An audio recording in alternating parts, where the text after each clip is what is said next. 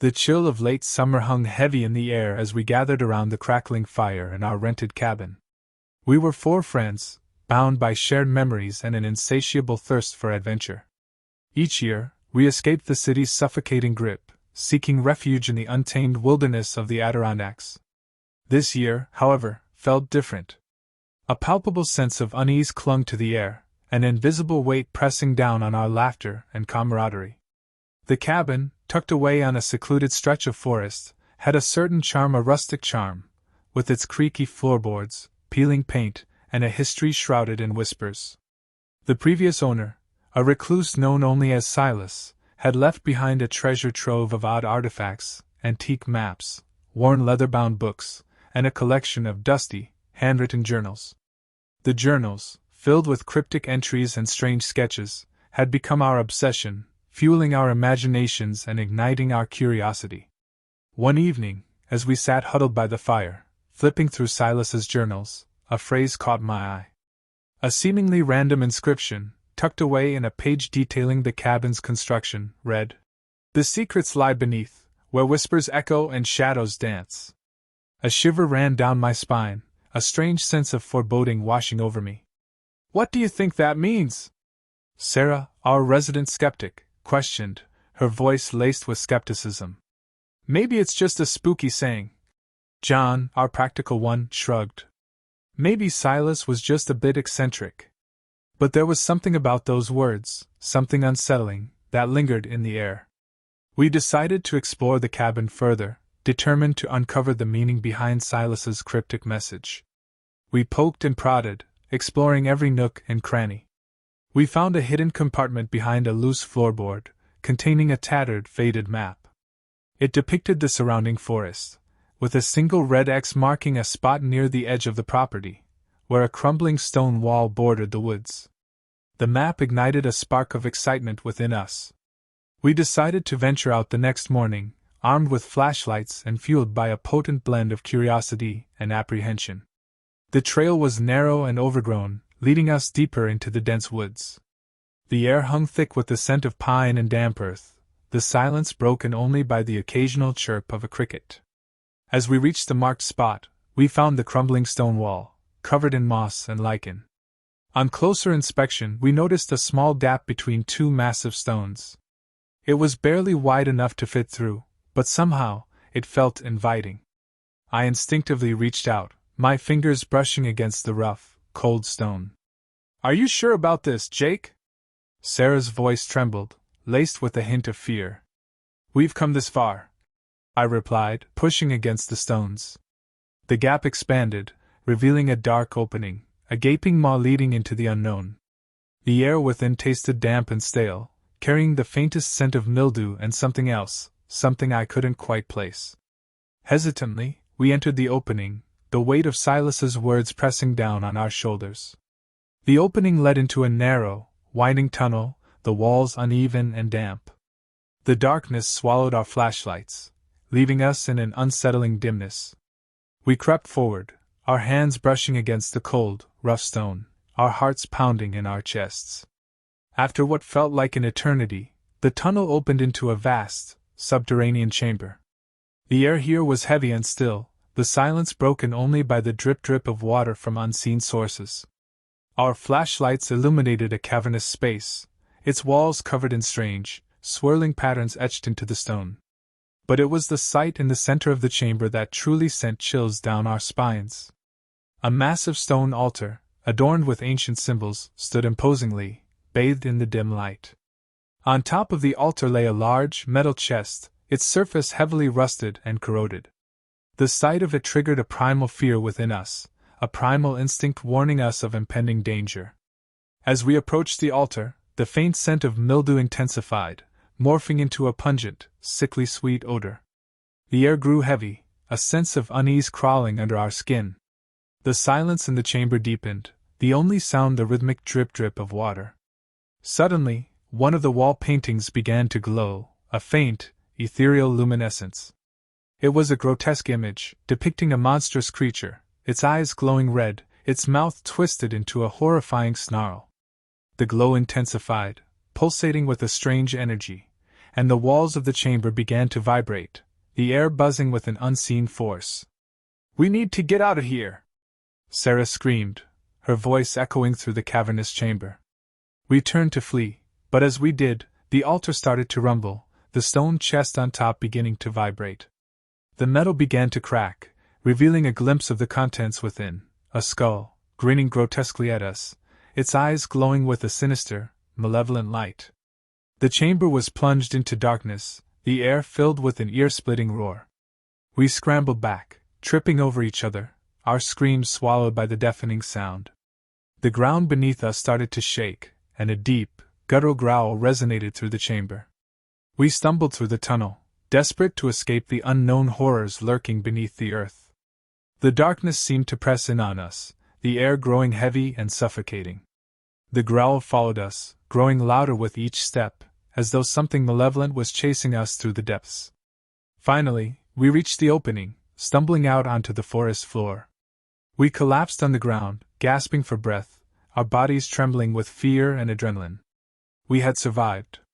But the horrifying images from the chamber, the echoing growl, the chilling presence, lingered in our minds, a constant reminder of the darkness we had escaped. The experience changed us. The laughter that had once filled our cabin was replaced with a nervous tension, a shared secret that hung heavy in the air. We couldn't shake the feeling that we had stumbled upon something sinister, something that wanted to remain hidden. We left the cabin the next morning, vowing never to return. The map was destroyed, the memories of the chamber sealed away in the darkest corners of our minds. But the whispers remained. They whispered in the wind, rustled through the leaves, and echoed in the hushed silence of the night. They whispered of a secret, of a darkness that lurked beneath the earth, of a forgotten evil that had been awakened. We tried to forget, to bury the memory of the chamber, and its sinister secrets. We even tried to convince ourselves that it was all a hallucination, a figment of our imaginations fueled by the isolation and the whispered stories of Silas. But deep down, we knew the truth. We knew that the whispers were real, and we knew that the darkness beneath the earth was waiting. Waiting for the day when we would return, and it would finally claim us.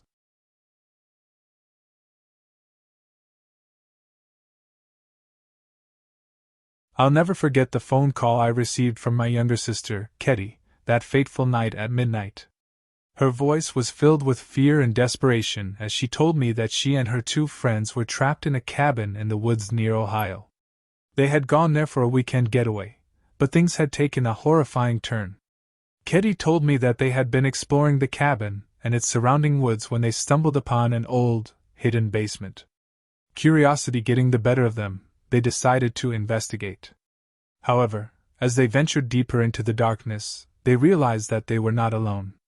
According to Ketty, there were strange noises coming from the shadows, and they could feel the presence of something evil. That's when they discovered the first body, or what was left of it. It was a gruesome sight, with chunks of flesh missing and blood splattered everywhere. Panic set in, and they frantically searched for a way out. But the basement seemed to have no exit, and the walls were slick with blood and gore.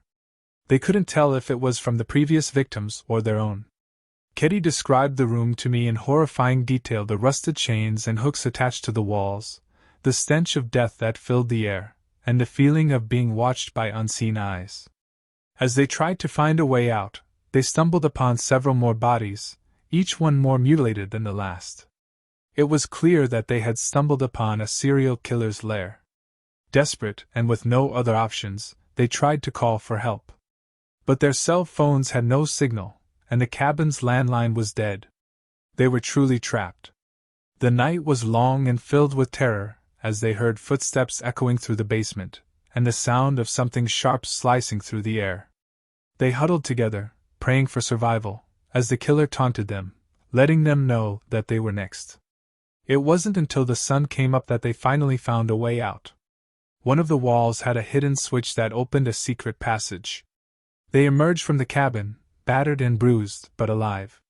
The police were called, and a massive manhunt for the killer began. The cabin was sealed off as evidence, and investigators worked tirelessly to uncover every clue they could find. In the end, the killer was caught and brought to justice. But the memory of that night will forever be etched in my mind. The sight of my sister, covered in blood and shaking with fear, will haunt me for the rest of my life. I've never been the same since that night. Every creak in the floorboards, every shadow in the corner of my eye, brings me back to that cabin in the woods near Ohio. The memories of the gore and the terror will never fade.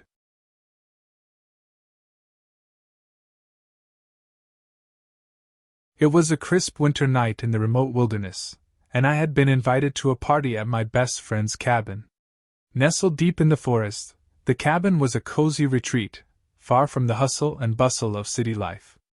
My friend, Mark, and his wife, Sarah, were known for throwing the best parties, and I was excited to let loose and have some fun.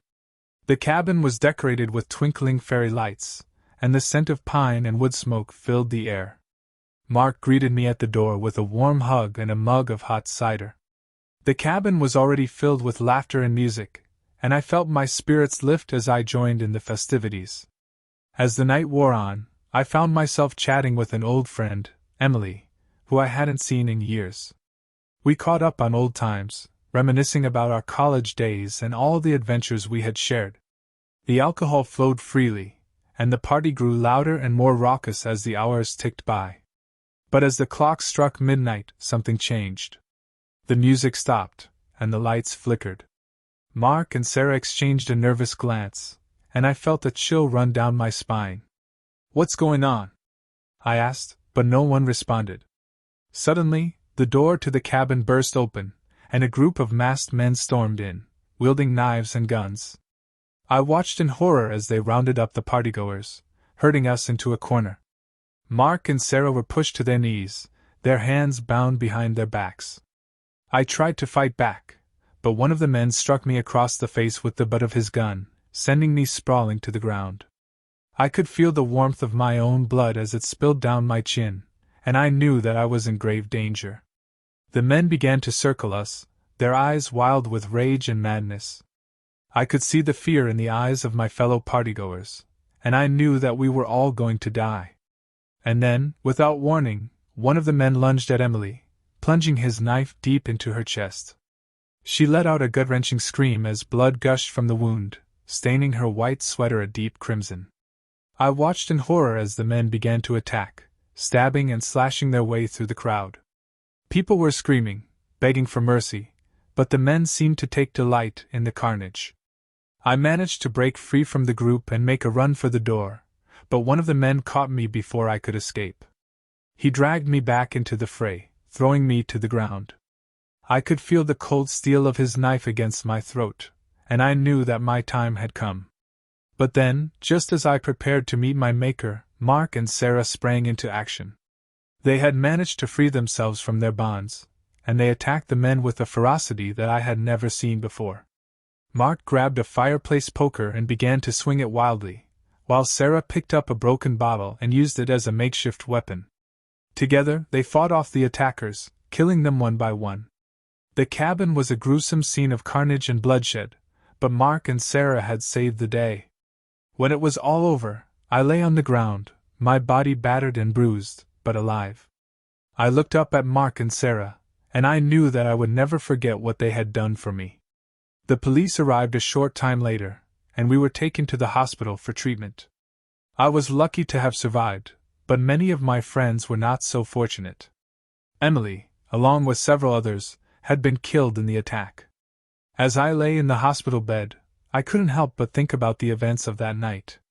I had been to many parties before, but none had ever ended like this. The joy and laughter of the early evening had been replaced by fear and violence, and I knew that my life would never be the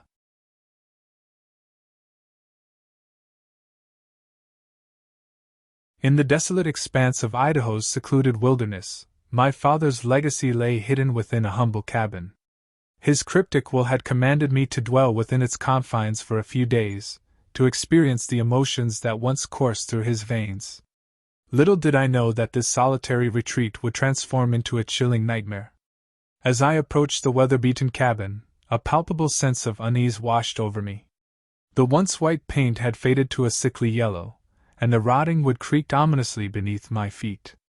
A broken windowpane revealed a glimpse of the shadowy interior, casting an eerie glow upon the surrounding forest. Mustering my courage, I stepped inside. The air was thick with the scent of decay, mingling with the faint odor of smoke. Dust motes danced in the shafts of sunlight that filtered through the cracks in the walls. An unmade bed, covered in a threadbare quilt, dominated the center of the room.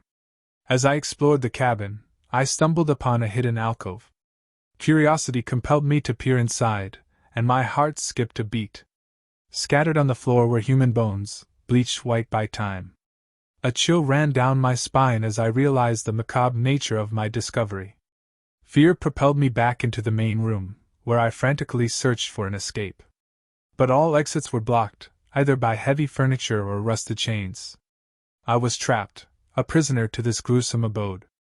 As darkness enveloped the cabin, so too did my sanity begin to unravel.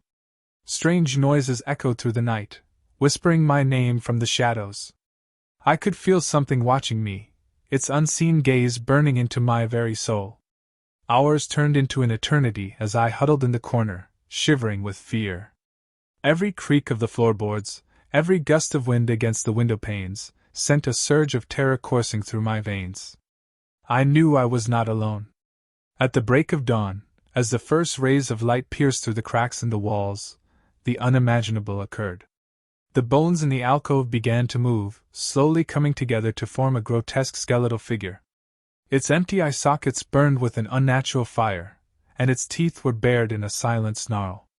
The skeletal monstrosity advanced towards me, its bones rattling with each step. I screamed and ran, but my feeble attempts to escape were met with its relentless pursuit. I could hear its bony fingers scraping against the floorboards, its breath a chilling whisper in my ear. I stumbled over a loose plank and fell to the ground, the skeletal figure looming over me. Its cold, bony fingers wrapped around my throat, and I felt the life slowly draining from my body. As darkness consumed my vision, I realized the true nature of my father's demand. He had not wanted me to experience his emotions, but to become a part of his eternal nightmare. The cabin was not a sanctuary, but a tomb, and I was its latest victim. In the depths of that secluded wilderness, my life was extinguished, my body left to rot alongside the bones of countless others who had fallen prey to the vengeful spirit that haunted the cabin. And as the sun dipped below the horizon, casting its last rays upon the desolate landscape, the skeletal figure continued its macabre dance, its laughter echoing through the eternal void. Model, 2bez_V2,